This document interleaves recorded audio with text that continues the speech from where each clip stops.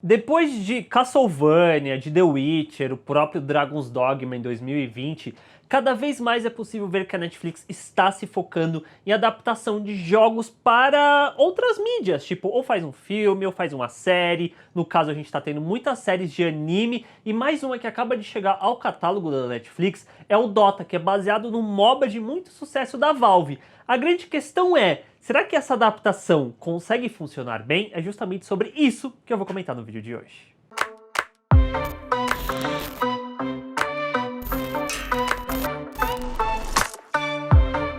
Antes de mais nada, eu nunca joguei Dota, então não tem como eu analisar o anime quanto a adaptação. Mas uma coisa que é extremamente importante sempre ressaltar quando fala sobre essas adaptações é que a obra que você está acompanhando, ela tem que bastar por si só. Você não tem que ter todo um conhecimento prévio para fazer funcionar, porque é uma adaptação no final das contas. Aquela obra que você está vendo, seja série, seja filme, ela tem que funcionar sem você precisar ter todo um background, um histórico de quadrinhos, de games e tudo mais. A obra tem que funcionar por si só. E o segundo ponto é que eu fui dar uma pesquisada sobre a mitologia, a lore de Dota, e eu achei muito curioso que, na real, pelo que eu pesquisei, não tem necessariamente uma grande mitologia estabelecida. Muito da história é contada através dos objetos, dos itens do jogo, que é basicamente, tem duas facções que são antagonistas, e elas lutam numa guerra. É isso que a gente sabe. Eu achei até engraçado porque isso parece que me lembra muito Dark Souls, o próprio Bloodborne, que você é jogado num contexto, você tá jogando,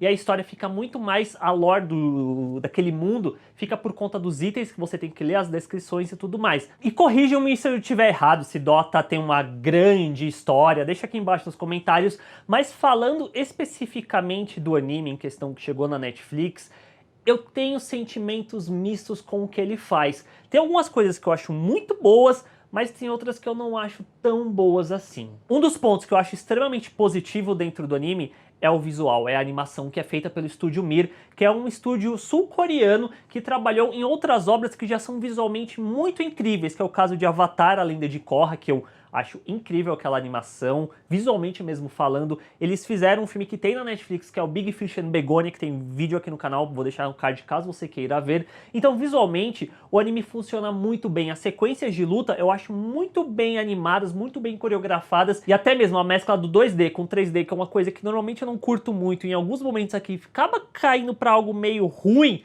funciona em outros momentos. Então, visualmente, eu acho que Dota é muito legal, e o visual mesmo em si remete um pouco até mesmo Castlevania, seja por conta do visual em si, quanto por conta de sequências bem violentas que tem durante o anime. Porém, o calcanhar de Aquiles pra mim de Dota é justamente essa narrativa dele, que por mais que seja uma narrativa que em certos momentos bata em lugares comuns de uma história de fantasia, eu ficava extremamente confuso do que eu tava vendo. E eu explico, porque eu sinto que o primeiro episódio eu gostei demais, e é um primeiro episódio que em certo nível lembra um pouco o que o Dragon's Dogma fez, porque o primeiro episódio apresenta o Davion, que é esse cavaleiro dragão que caça dragões, ele tá derrotando um dragão logo no primeiro episódio. Eu falei, interessante, ele é muito conhecido, ele se acha muito porque ele é um cavaleiro dragão, e aí tem um outro dragão que é muito difícil de ser derrotado, ele fala, não vamos mexer com isso daí não. Corre toda uma confusão, um cara vai atrás desse dragão, ele vai atrás do dragão lá, aí chega lá, encontra um demônio, corre uma briga de dragões, ele ajuda um dos dragões, sendo que era pra ele matar o dragão, aí os dois dragões morrem, ele, legal, honrei você, dragão, então vou te matar. Ele morre junto, aí eu fiquei, ué, peraí, acabou assim? Que interessante, eu quero ver o próximo episódio. E aí no próximo episódio é desenvolvida toda uma narrativa de que aquele dragão ancião, que é um dos grandes dragões desse mundo, acabou se colocando, se alocando, colocando sua alma, sua essência dentro do Davion. E aí quando o Davion perde o controle, ele se transforma num dragão que tem essa sede de sangue muito grande. E até esse momento eu tava, legal, tô entendendo pra onde isso tá indo, o Davion, que é um cavaleiro dragão, que caça dragões, ele tem esse dragão dentro de si, como que vai ser dada essa dinâmica entre os dois? Só que aí o anime começa a colocar muita coisa junto. Entra a Mirana também, que ela tá em busca de umas lotus que foram roubadas, que ela tem que levar de volta pra sua deusa. Aí tem a elfa que roubou essas lotus, que quer levar para um mercador. Ao mesmo tempo tem toda uma outra narrativa acontecendo junto que envolve esse mercador e essa deusa,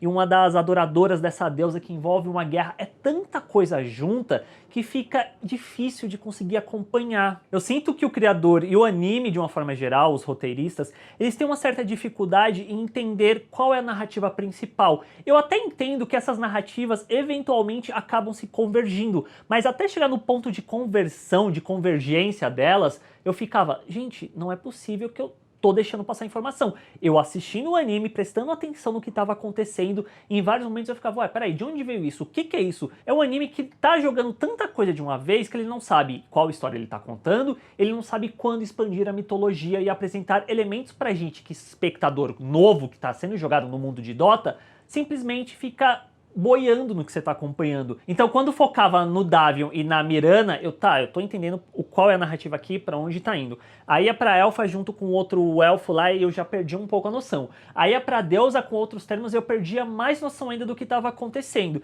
E em conjunto com tudo isso, chega no momento que, agora a gente vai explicar, tem o demônio não sei o que. Aí eu, mas peraí, de onde veio esse demônio? Ah, porque tem esse mundo, aí tem 8 elfos, tem 8 não sei o que, tem as magias, tem os dragões. Aí eu, gente, pera, conta essa história com calma. Eu sinto que o Dota, ele tem 8 episódios dos seus 20 e poucos minutos, quase 30 minutos, mas ele tá condensando muita coisa que deveria ser colocado com mais parcimônia no que ele quer desenvolver. E é engraçado que ele é chamado de livro 1, tal qual um outro desenho, que é o Avatar, a Lenda de Aang, a Lenda de Korra, que divide suas histórias por livros, as temporadas seriam cada temporada um livro. Eu sinto que o Dota faz, em certo nível, até meio semelhante com Avatar. Só que Avatar, ele sabe desenvolver e apresentar seus conceitos, seus personagens, desenvolvê-los com calma. E você até pode falar que Avatar tem 20 e poucos episódios por temporada, enquanto que Dota tem 8. Eu entendo, mas aí a questão também do criador e de quem está envolvido na produção,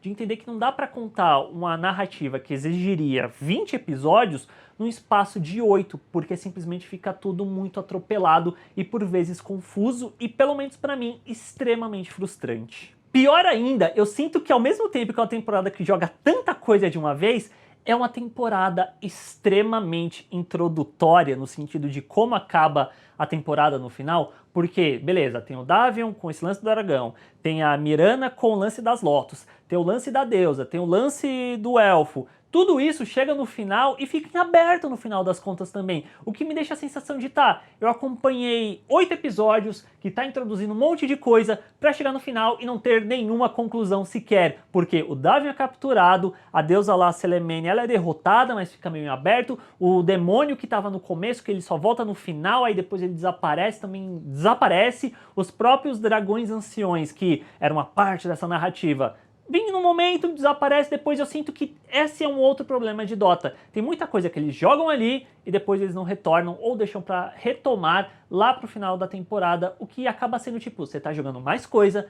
que não tá indo pra lugar nenhum. E aí esse sentimento de frustração que eu tive continuou durante toda a temporada. No começo que eu tava gostando muito, no final eu terminei meio...